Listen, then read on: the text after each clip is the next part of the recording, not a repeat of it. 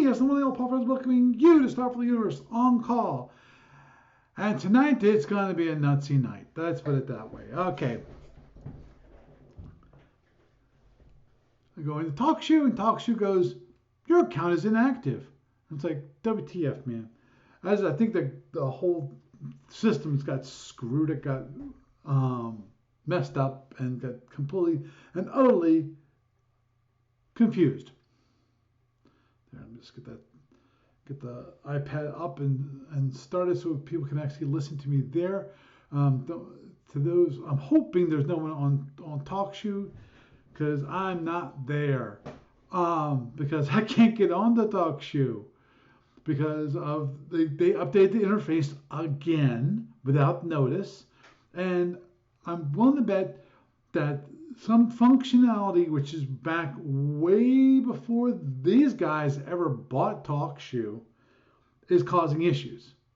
And that is, it looks like when I started, they said, "Oh yeah, you got a meeting." It's like, yeah.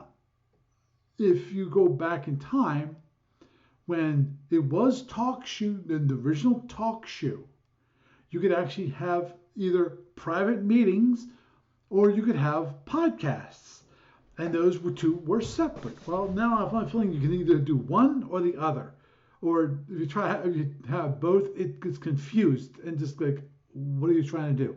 So, at this moment in time, to those of you who happen to be possibly on Talkshoe, I apologize. I cannot talk to you this evening because of Talkshoe is just completely and utter mess. And which will bring me to, of course, a topic which I have discussed in the past, long ago and far away, and I thought we were past this. You know, I really did think we were past this. I thought Talkshoe had fixed their issues. You know, I had stayed with them for a long time. Since the beginning, I've stayed with Talkshoe. Talkshoe has been my platform that I've used for live broadcasts, and Lord knows I do like what Talkshoe does. Talkshoe is great when it comes to having the ability to have people call in and like just bring them on the line and go talk, and they talk. They don't have to have a computer. They don't have to have a cell phone. They can call in from their landline. It's all good. But tonight, looks like they did an update again. Because the last time they did an update, which was that was fun. That was fun last time. Last time they said, "Oh, here's a beta. We're gonna have a beta for a bit of time." And then we're gonna this after people get some feedback on the beta. Well, at least okay. I'm saying this.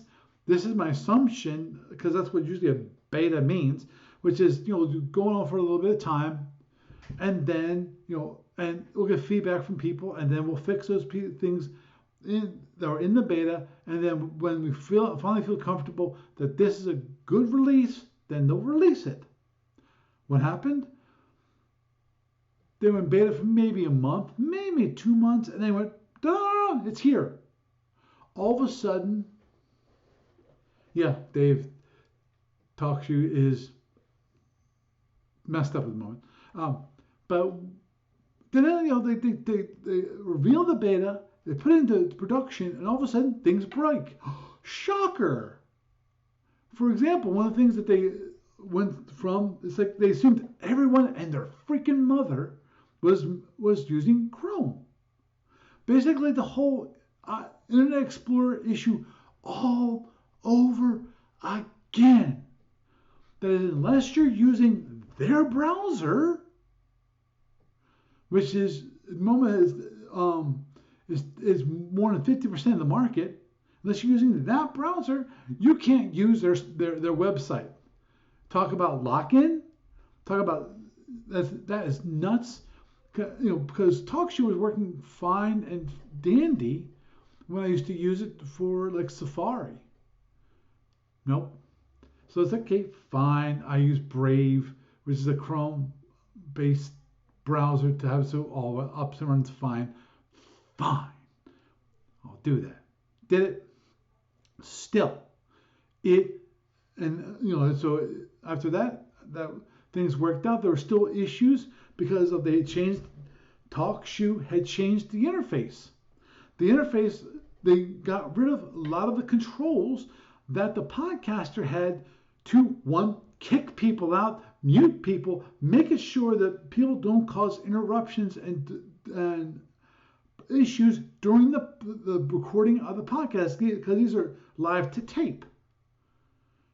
And it's I'm like that. I'm not sure how many young people have like the whole idea of actually recording to a tape, a real tape, real tapes.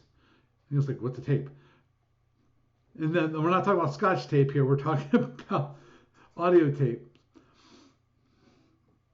So, oops, don't mind me. There. But but they looked like they've been changing things, improving things on not weekly basis, but every few months or so.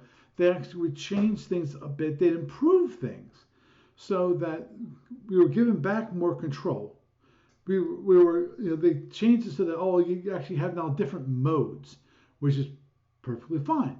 The idea of basically what I'm doing is more of a presentation mode, but I still allow people to talk to me, but I control everything that gets posted, because one of the issues that they had when they first took over, they assumed that everybody was trustworthy.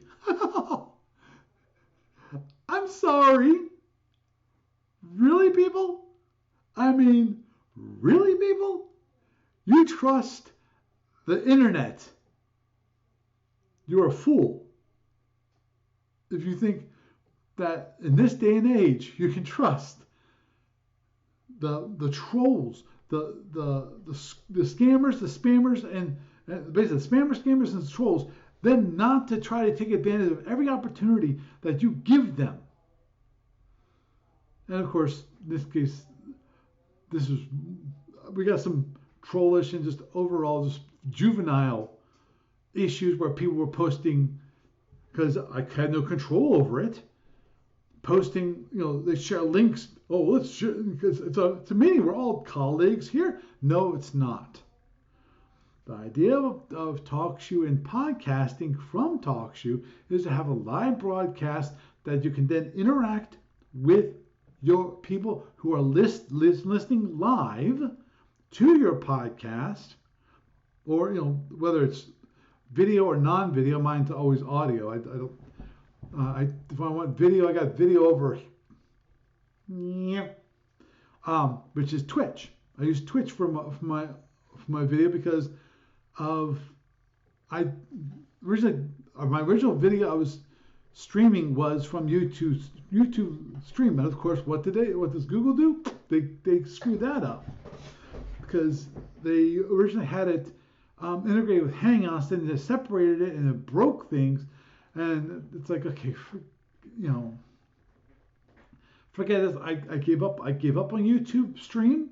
I gave up on it because of they messed it up, so I could not connect it up, and now I rely on the use of OBS, and I think even back with YouTube streaming, I'd use OBS, and all of a sudden I could no longer use OBS with YouTube streaming, so I switched over to Twitch, because I know Twitch, I can have it set extreme, and actually it worked, and I was like, yes, we're good, we're golden, we're fine, yoo-hoo, celebrate. Celebration, good times come on.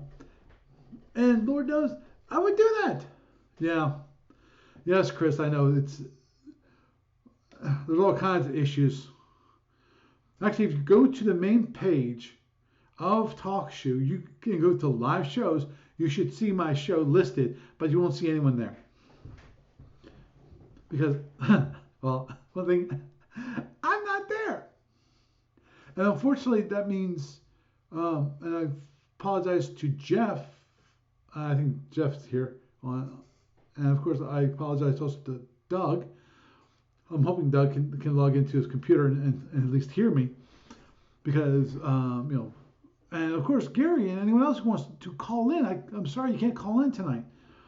I'm hoping that they'll get the issues resolved in the next week. If they don't in the next week, then I'm gonna have to do what I said I was gonna do. Well, not said what I was gonna do, but I will have to look at it over again, which is I might have to switch off Talkshoe, because if this is the way things are gonna go, I'm giving them an opportunity to fix this.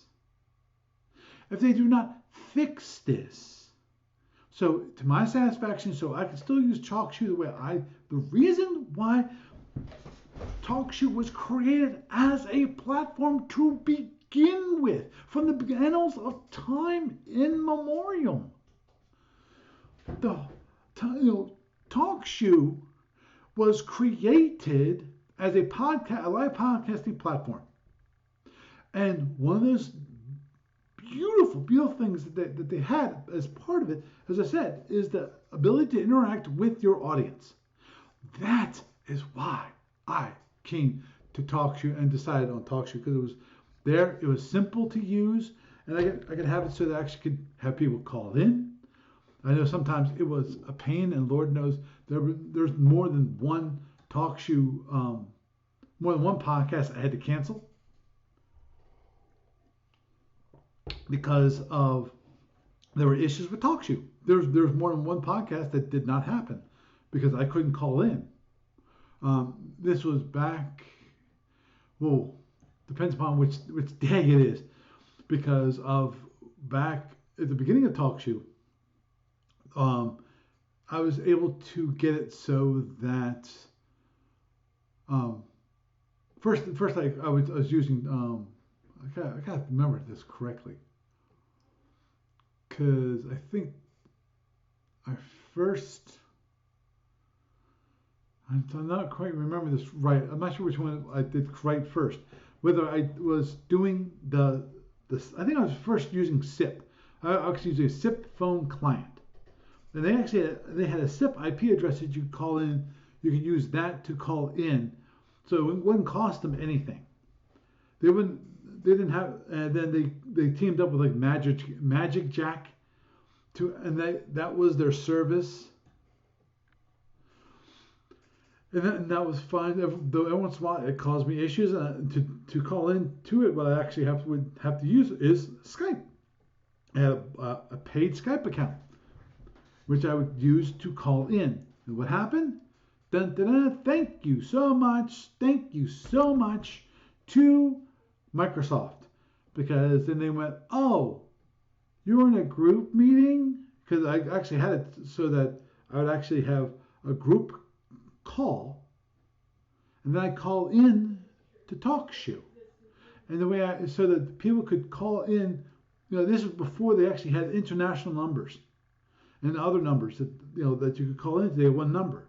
Actually, they had two numbers, but both of them basically were you actually had to pay for.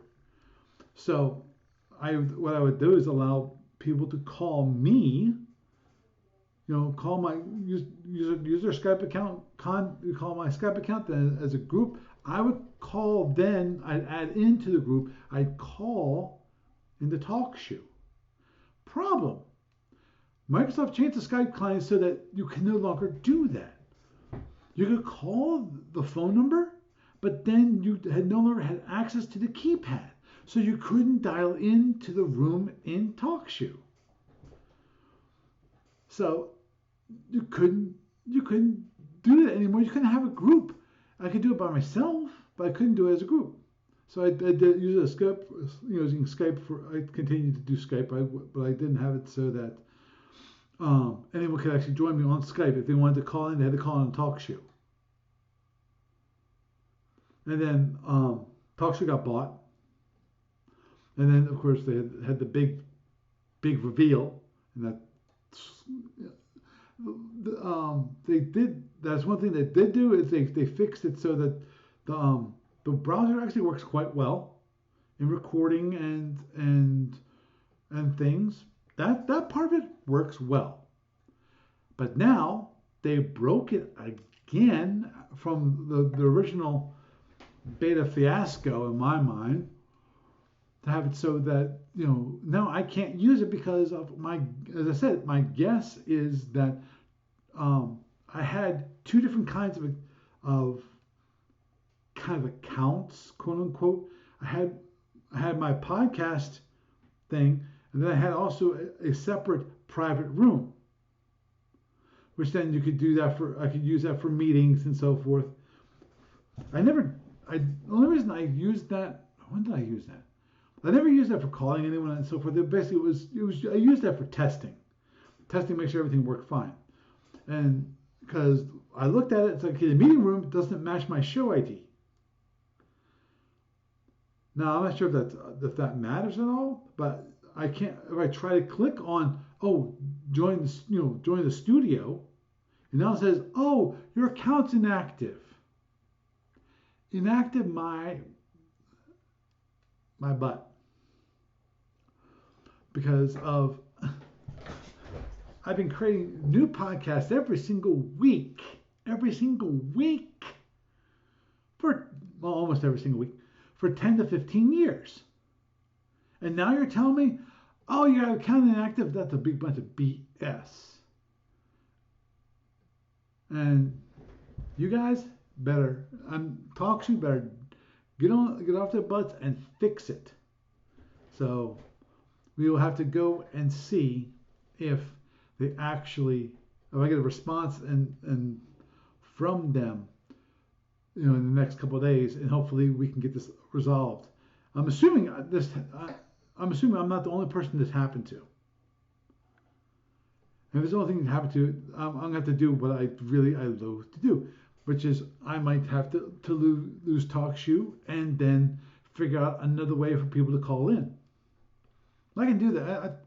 I think getting people to call in will not be a big deal. And given that all of the chat, all the chat room stuff has now been moved over to Twitch,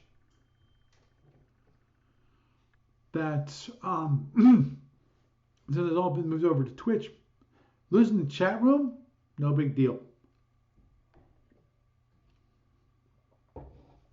Now, if I do switch, the one thing that I might still have to do, just because I have to do it, which is I might have to upload my episodes by hand if I can. Because my guess is that's broken. I think that's broken too. That I can't upload new episodes.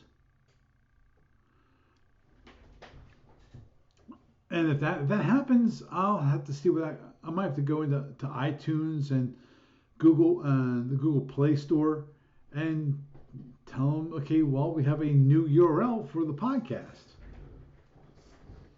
And then I'm hoping that I'm not sure what I can do to fix it. Because some people, I might have to tell people, we got a new podcast or we have a new feed. I'm not sure what to do in that case. But as I said, I'll hold off. I will be. I'm not gonna say patient, because I don't think this calls for patience. Because this is messing up with my community that I've built up. Yeah, is it gone the way I want it to go? No. Would I want to see a lot more people? Oh, hell yeah. But at the same time, I can no longer do what I want to do in the way I want to do it. So what I might have to look into see, okay, what kind of conferencing software, conferencing calls, because I know that you can do that.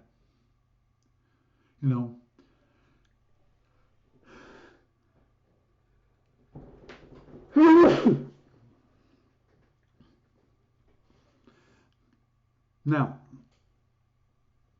and there are some options, and I can actually do that. Oh, I forgot that. I can move. It's not going to be a big deal, except for obviously that I'm going to have to start talking on the podcast, the recording, and go, okay, guys, we've moved. Next time I'm hoping that they'll at least be able to get it so I can upload episodes. That might be gone now because my account's now inactive.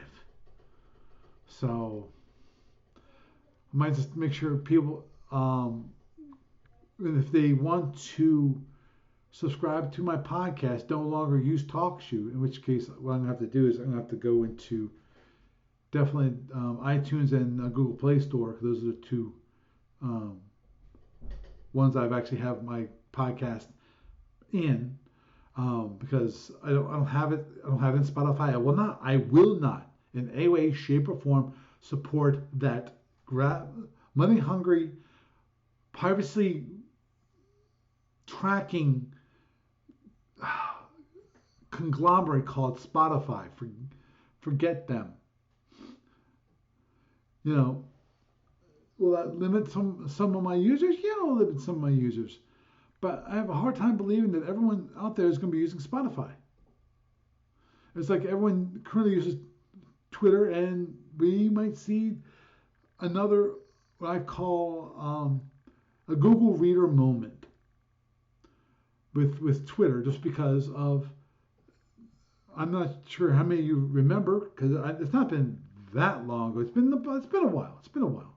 Somewhere between the past 5 to 10 years, and I can't remember how long. But when Google pulled the plug on Google Reader, I think it was the dumbest thing ever. That's one of those products that they killed, which that was stupid that they did that, because so many people relied on it. You got so many metrics from that. Why would you do it? But they have. Google's not always the smartest thing when it comes to that. But this might be that same moment in time where Elon Musk kills Twitter because he thinks that you can run a social media company the way you can run any other company. Now, at the same time, I am giving Elon Musk the shadow of the doubt that he's done something, that he has not completely killed Twitter. That he's got a vision that actually might work. Just because we have all the naysayers, because you're changing the way we're used to having Twitter. That you think it's going to kill it. Well, he might just save it, because the problem with Twitter, it has not been profitable. And hopefully, darn it, I forget who it was. I was just listening to a YouTuber the other day, and he was giving some really, in my mind, some good ideas. And the whole issue is just like any social media company, which is what you need to do when it comes to social media is have it so that you support your creators. You have it so you can have, if you want to have creators actually pay, pay $8 a month, but have it support them in posting the longer form content. Whether it's posting a video, posting a longer blog, maybe things like that to help them support that kind of platform. And also, of course, remuneration. Have it so that some of that ad revenue that you're getting because of the content creators goes back to the content creators, because it'll encourage them more to create more content.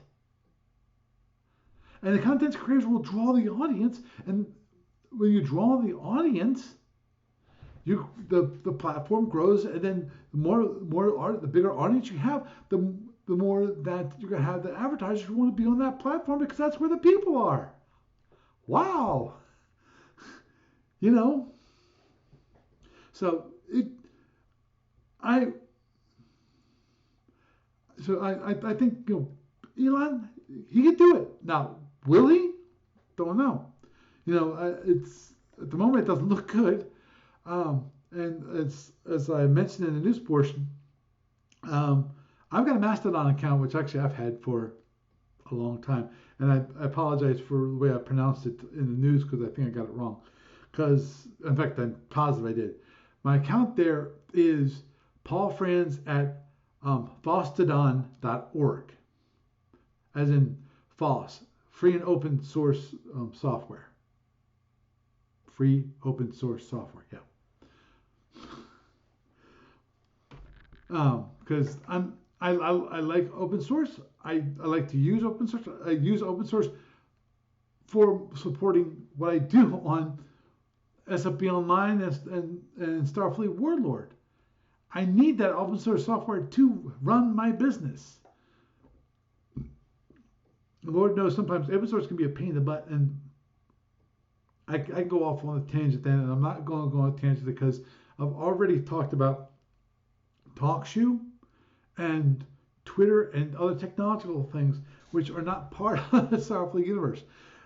But I had to talk about Talkshoe because I felt like I needed to do that and give you guys a heads up that we might have to, assuming that people get this, keep an eye out for this. If you need to, go visit sfuoncall.com.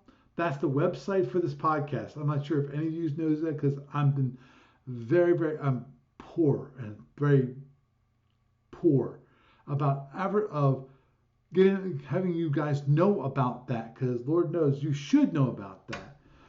It's pretty sparse. It's a podcasting website. It's got the beginning page, and then you got the episodes, and that's about it.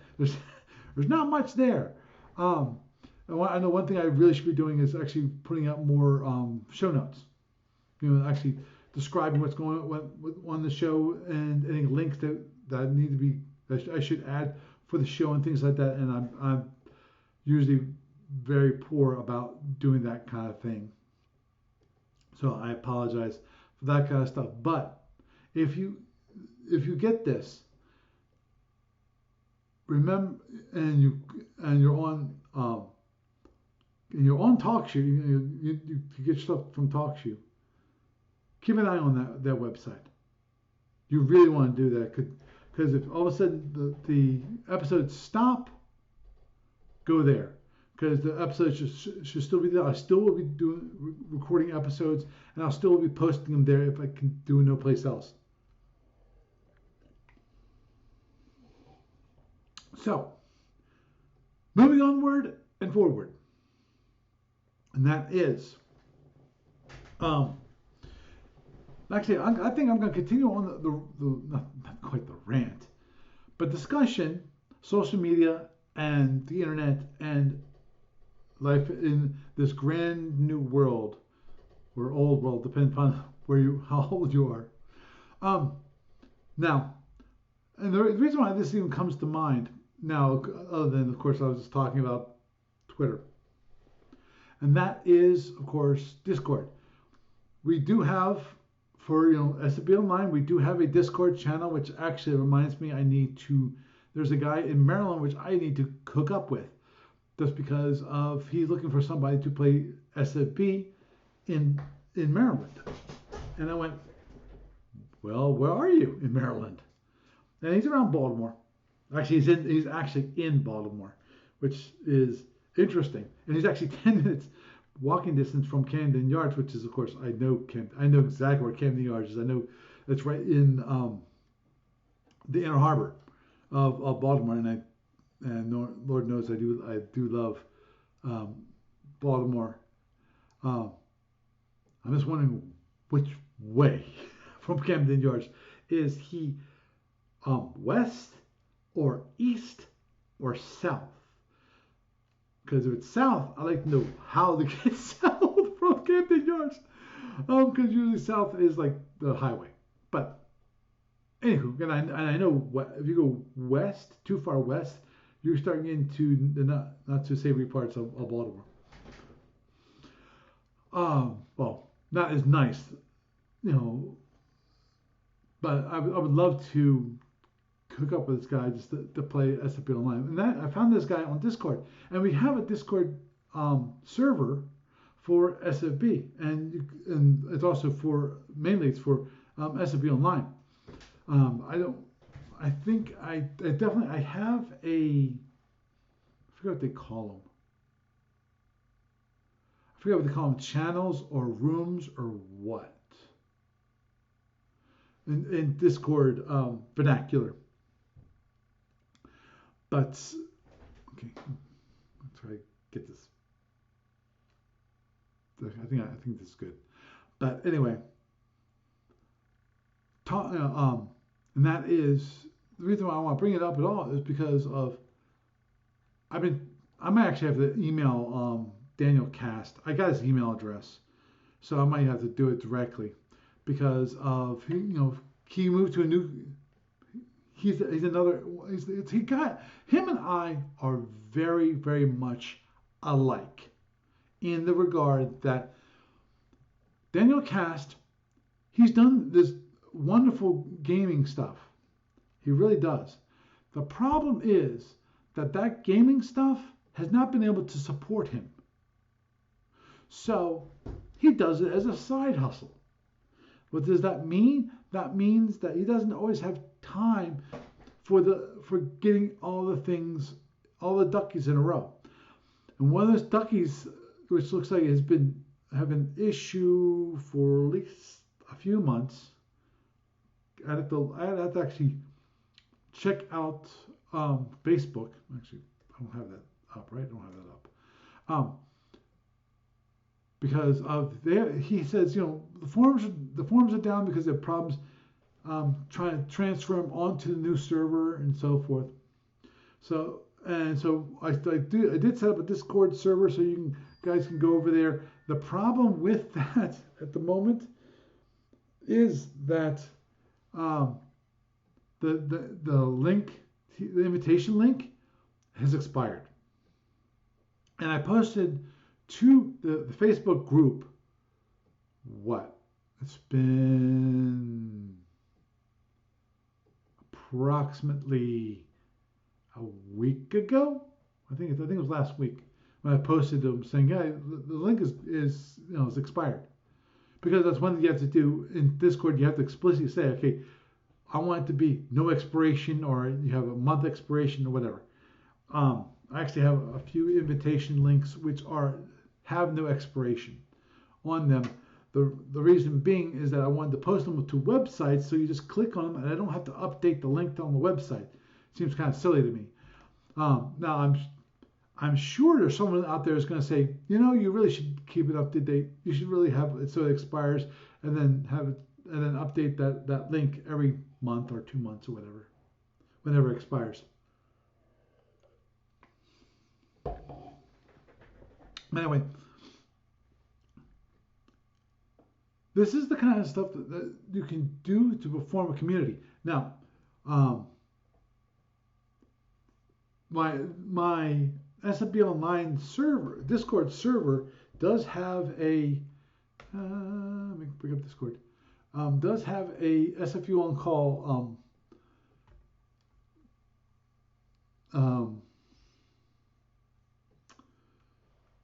Does have a room or whatever it was called. Let me just bring that up. Just for at least a quick moment, so you guys can just see it. It's Starfleet Universe on. Did I hit the right one, or did I hit the wrong one? I think I hit the wrong one. Okay, let's try that. So I got these keys long ago and far away, and I still can't remember. Okay, but anyway, you got the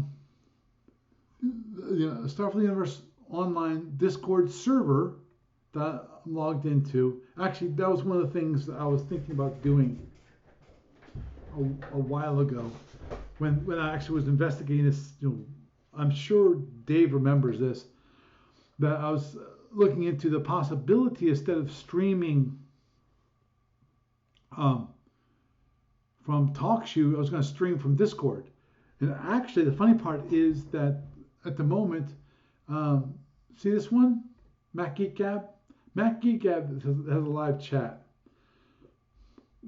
But on the live show, they actually stream directly in the Discord, and so that people can listen using Discord, or they also have it so that you can listen on YouTube, or there's one other one which they broadcast on. And at the moment, but the thing is, they're an actual standard podcast, which is they talk, you guys listen.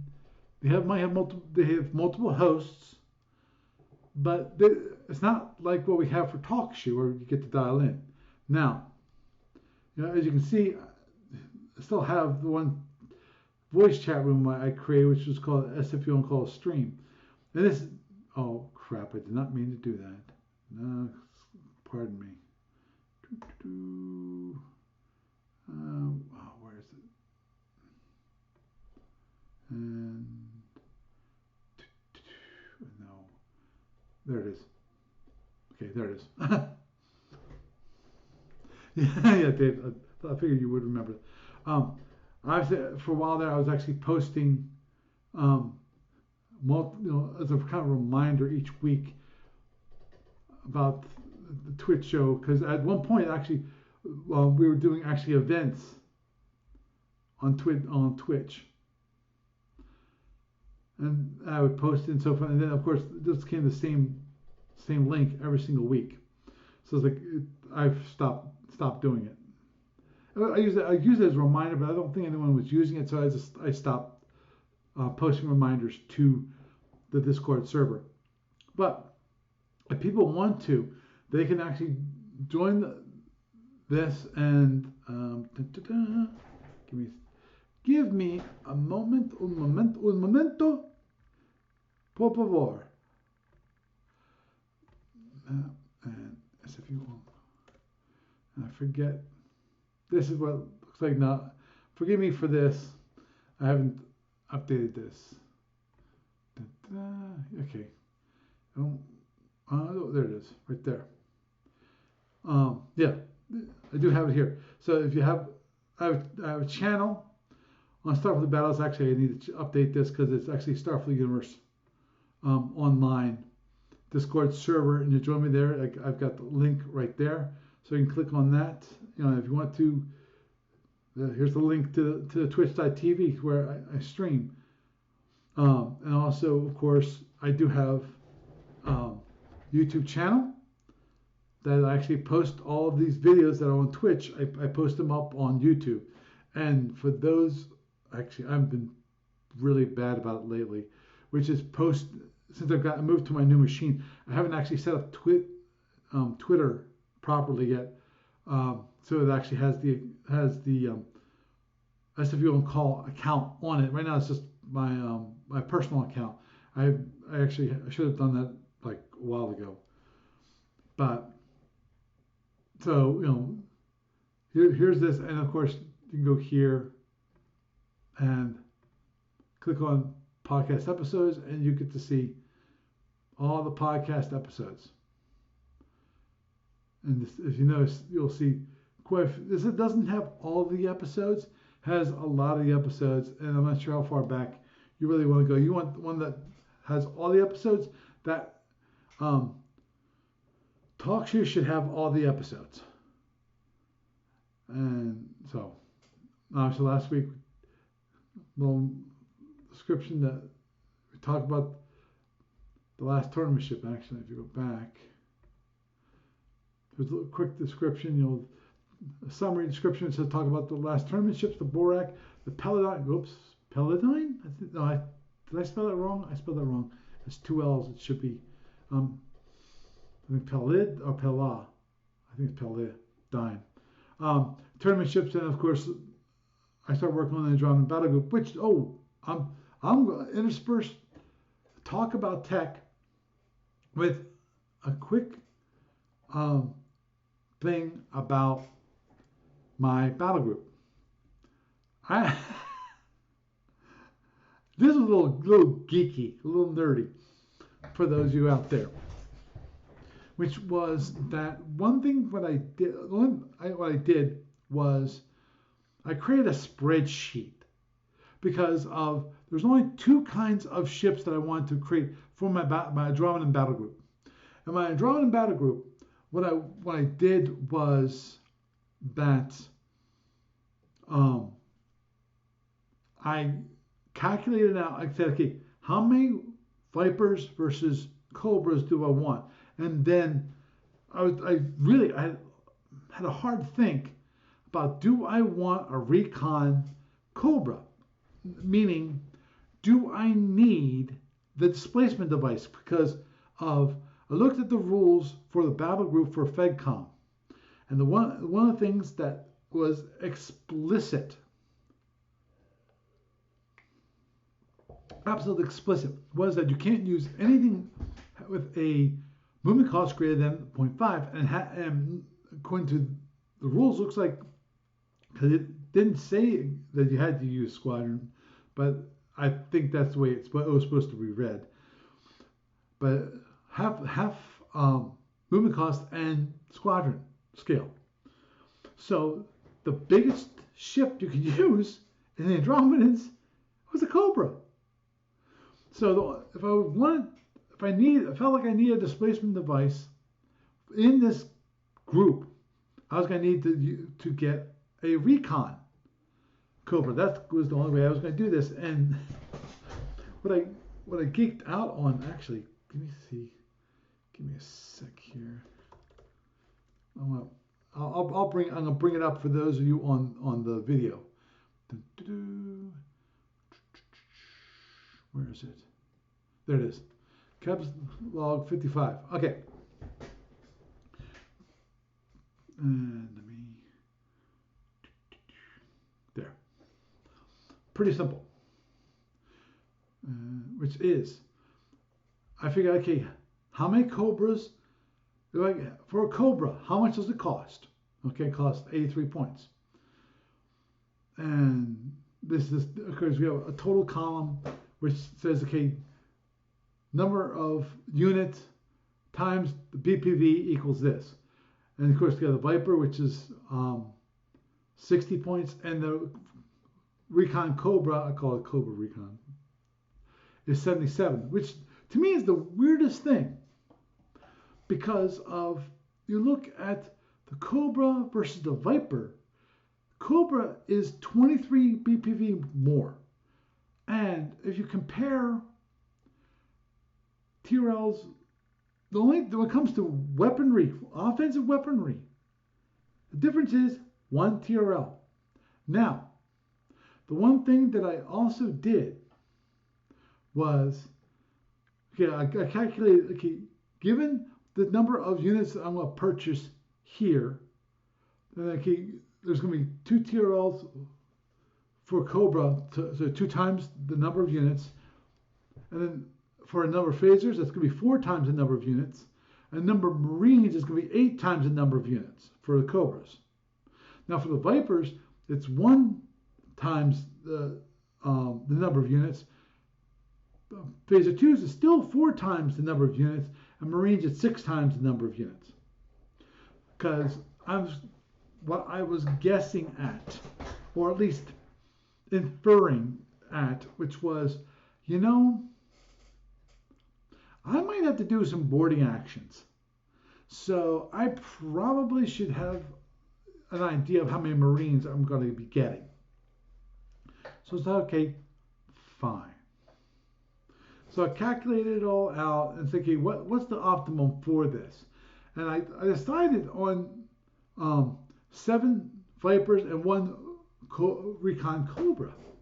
The reason being, the Recon Cobra is only 17 more than the Viper. So, and it's basically same weaponry as the Viper. Fine, you know. So, and we get the DizDev now. And the thing is, if I got them all Vipers, we got 8 Vipers, then I'd be spending 480, and I still have 20 points left over, which I'm not using. So yeah, at the same time, I can get a Recon Cobra for 17 points. I've got 17 points to begin with. So total right now I've used 497 points of the 500. And I have one displacement device. Now, the one thing that I really wanted to find out of this configuration for my group is this. And that is that, okay, given the power that each one of these units has, the Viper versus the Cobra,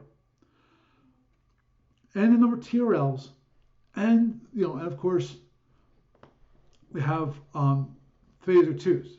Now, phaser 2s are capacitor systems, so, doesn't matter. So, as much. But I went, okay, let's calculate this out. How much money, how much power do I have left over if I am going certain speeds? So, okay, you got 13 points of power for a Viper. TRLs is going to be, of course, 2, because it's only 1 TRL, so it costs 2 for that turn. And then, of course, speed 10, what I did was calculated out power minus the speed times a quarter, because it's quarter cost, speed cost, and then minus D12, which is going to be how much you're spending on charging the TRLs. Oops. So at speed 10, it's got 8 points of power left over to do whatever it wants to. Now remember, unlike SFB FedCom, you don't pay for charging your panels. So it's like, what? So the numbers are a little different for FedCom than they are for SFB when it comes to the Andromedans.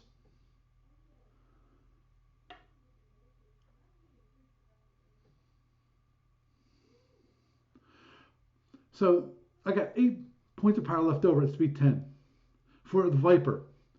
For speed 20, 6. Speed 30, 3.5. So it's like, not bad, not bad. How much if I have the additional power? If it has 7, the Cobra has 20 points of power. Problem?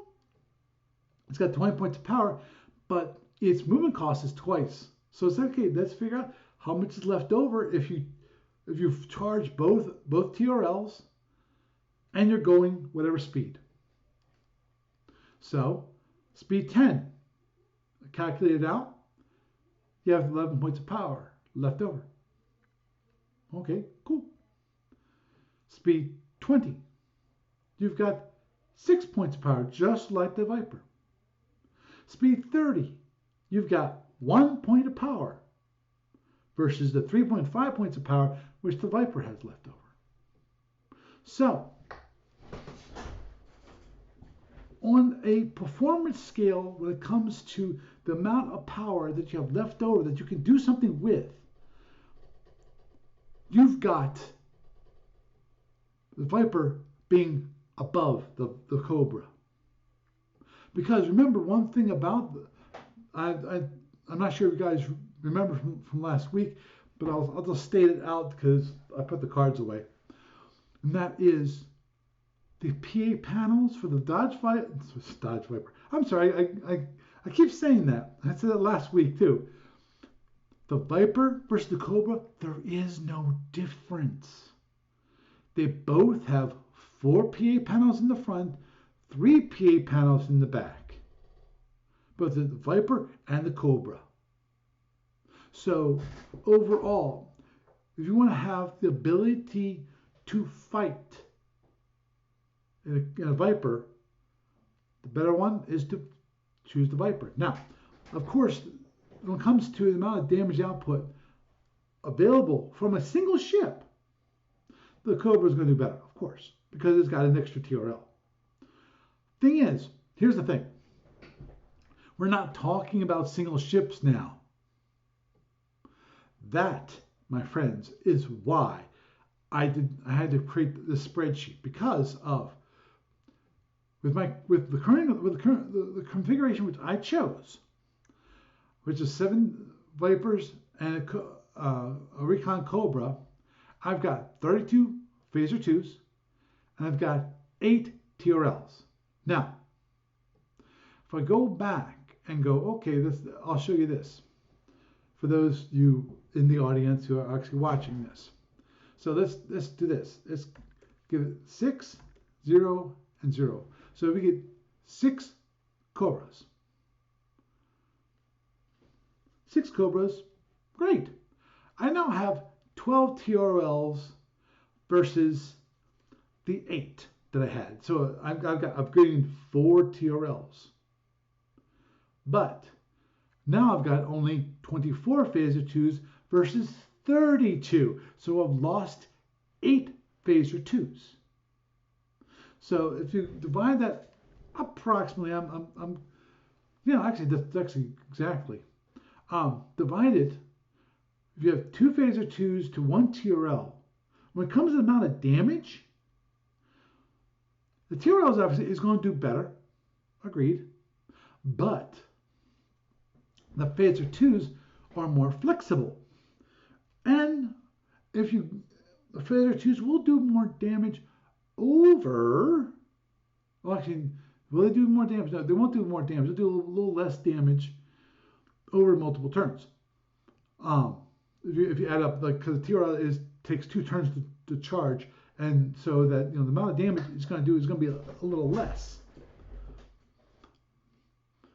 But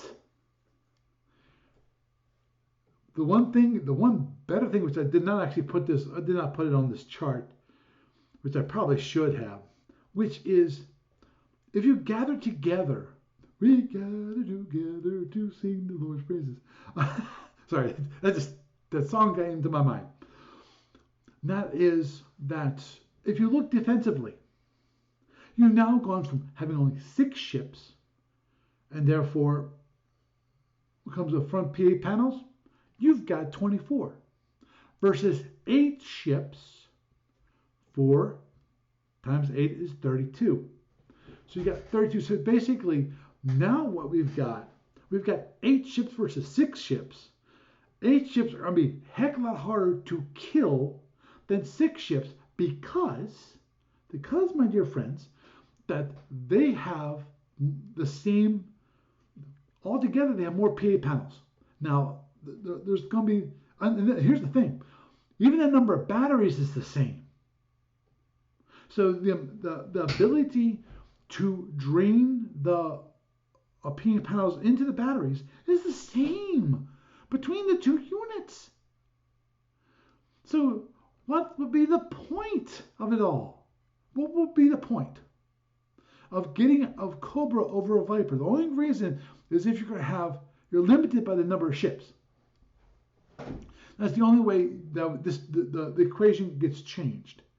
Where you have to have less than 7 ships. Which of course then I'd have to choose the Cobras. And having 500 points. So if you see, I've got, almost made a miss there. As you can see, I got 6 Cobras. That cost me 498. So I get to use 1 more point of BPV. Now, here's the thing. Is the 23 here, 23 points of BPV, is it worth the additional TRL and the additional speed, the additional power? Because remember this one thing, which is at slower speeds, it's got more power. At higher speeds, it's got less power than the Viper. So in my mind, it makes, yep. Oh, agreed there, Jeff. Jeff was mentioning and 8 ships will have more survivors lasting on the charge into a knife fight range. I agree there.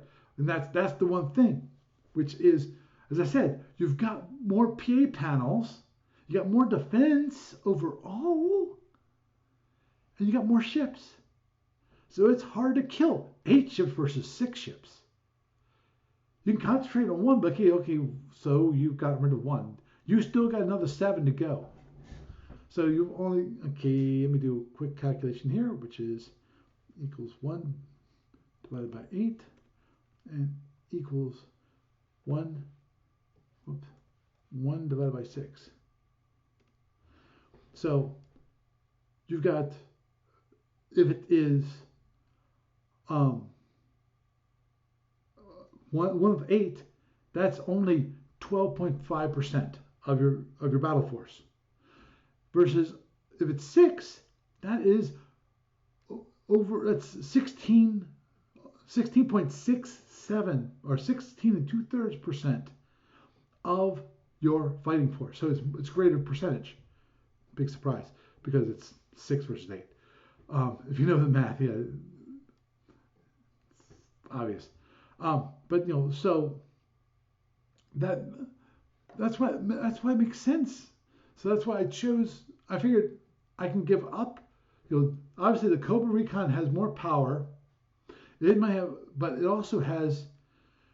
The thing is, I did not write a line here for the Recon Cobra, and here's the reason why. It's got the same exact power curve as the regular Cobra, because of the regular Cobra and the Recon Cobra have the same amount of heavy weapons that require 2 points of power each. The TRL, the Recon, 2 points of power. The DizDev costs 2 points of power for 2 turns. Just like both you have the regular Cobra with 2 TRLs, so that's 4 points. And you have the Recon Cobra with 1 TRL and DizDev, that's 4 points there. So I didn't add an additional row, which is separate for the Recon, because of it's the same power curve. And, I probably should do it here. Should put here, which is TRL/DizDev, because it's the same. They have exactly the same power cost. So overall, that's why I chose to have that. Now, can I? Don't mind me. I want. What the heck? Oops, hit the wrong button. Here. Because what I wanted to do was do a quick thing up here. Is that just? There it is. Okay. There's mine. See?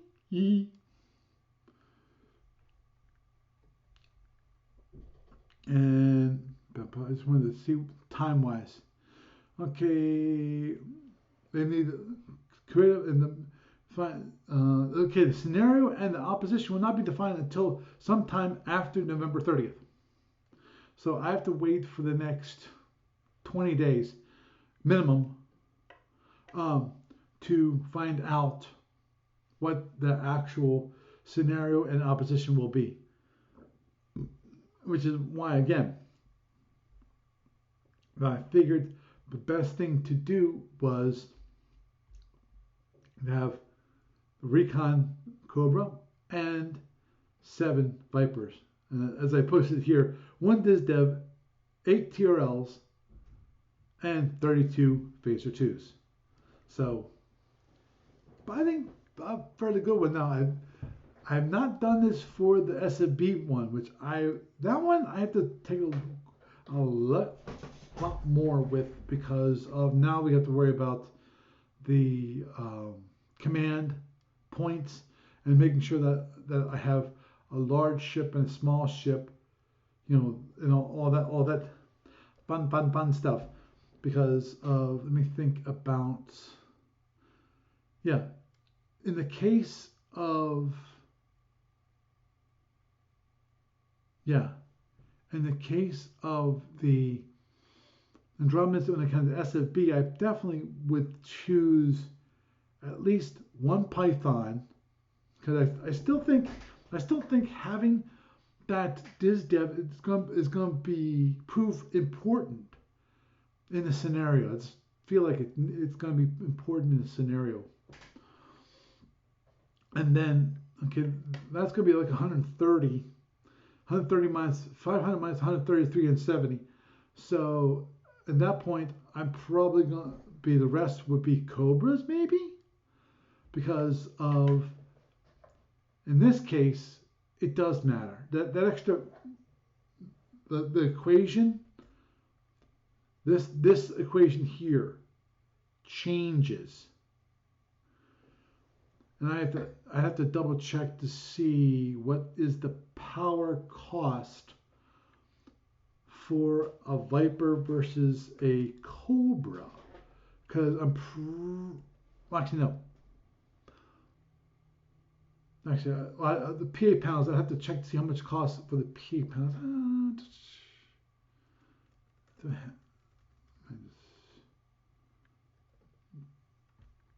Don't mind that.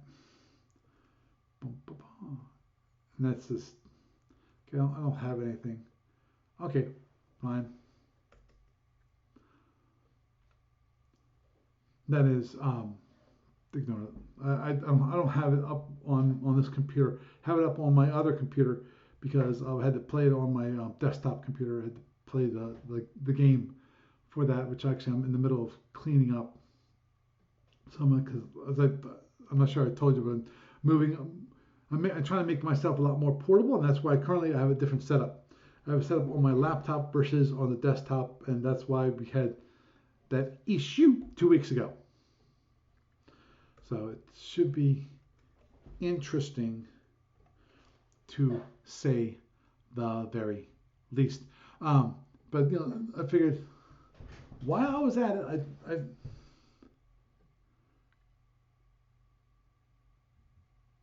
interesting. I'm not oh, okay. Jeff, you chose the Orions. Okay. Which is that's definitely an interesting configuration. Huh. I'd have to look at Jeff's Orion ships for SFB because none of them, FedCom, there's no such thing as AWRs. They're just warp reactors. That's all. Sorry, the reactors is all they are. And in FedCom, there is no difference between warp and non-warp when it comes to weaponry. That little delineation removed. And actually, if you think about it, that delineation makes sense of removing for FedCom because the one thing with FedCom is that all the power is put into one giant pool. So how do you know? You don't. Actually, what was interesting, this reminds me of the interesting part about adding the Andromedans into the FedCom portion of the client. The interesting part about that is the batteries. The batteries can be a pain in the butt. I had to figure out how to have it so it automatically calculated the batteries and use the power from the batteries first. And then use the rest of the battery. Use the rest of the power. I think that I got that right. I forget if I used it first or last.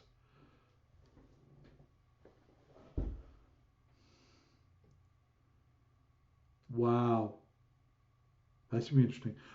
Jeff was mentioning for his battle group is 2 double raiders, 3 light raider pluses, and 1 light raider scout, 10 QWTs that can fire every turn, which of course that's QWTs, and maintain a speed of 19. He said speed -9, and then he then corrected the speed 19. And that's a pretty decent speed. So, and he said again, Jeff mentioned that he had AWRs in the side mounts, which is an interesting idea because especially with those LRs, the LRs only have 3 mounts if I recall correctly. So if you have AWs, I'm not sure how many AWRs you put in the side mounts. You only put in one or you put in both. Because then, if I recall correctly, the LRs only have 3 option mounts. So, anyway, I think I'll wrap it up this evening with that. Had a nice opportunity to rant about Talkshoe and the possibility that we might have to move off for Talkshoe. I'm hoping not. But just a warning. And of course, for those individuals that currently are downloading from Talkshoe, the podcast, please. If you hear this, keep an eye on SFUOnCall.com to, if Talkshoe just falls down completely. We don't know. And had a time to discuss my battle group, my Andromedan battle group to people. And it should be interesting to see what the scenario and the opposition are. I'm hoping I can come up with a decent plan when it comes to FedCom. And SFB, I see that I don't think there's anyone who's actually put in an Andromedan battle force for SFB. Actually, wow, I still got you here on the phone. Kind of. Wrong one. Oh, there it is. Oh. Okay. America. Bum, bum, bum, bum, bum, bum, bum, bum. Just want to see if there's anything. Got Hivers. Got Orions. I have to look back. Actually, I have to look back. Number 4th. The Hydrons, Klingons, L'Oreal, IC, another L'Oreal update.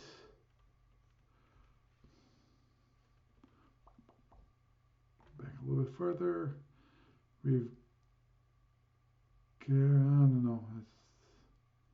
Oh, someone actually has posted an Andromeda Force, an revised one, which is they show. Interesting. They chose 4 Cobras, 1 Recon Cobra, which you can see is a little cost-wise, it costs more for a Recon Cobra. I'm assuming that the Recon Cobra, when it comes to SFB, has special sensors. Okay. And a courier, which of course, couriers are just scouts, pure scouts, and that's it. Tiny scouts, but they're scouts. That's interesting. Would I've done that?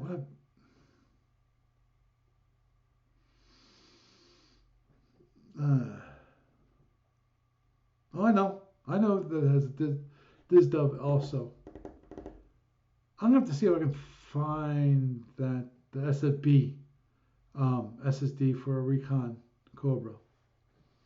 And they have, of course, they took T-bombs and they took the commandos. So should be interesting. So unfortunately, okay. Interesting. But anyway, okay. So I'm not going to be creating an Andromedan battle force for SFB. How sad. Not sure I agree with Richard Edson's selection, but it is what it is. It's his choice. We'll just have to wait and see what the scenario is and the opposition. So with that, I am Paul Franz, and I bid you a good night.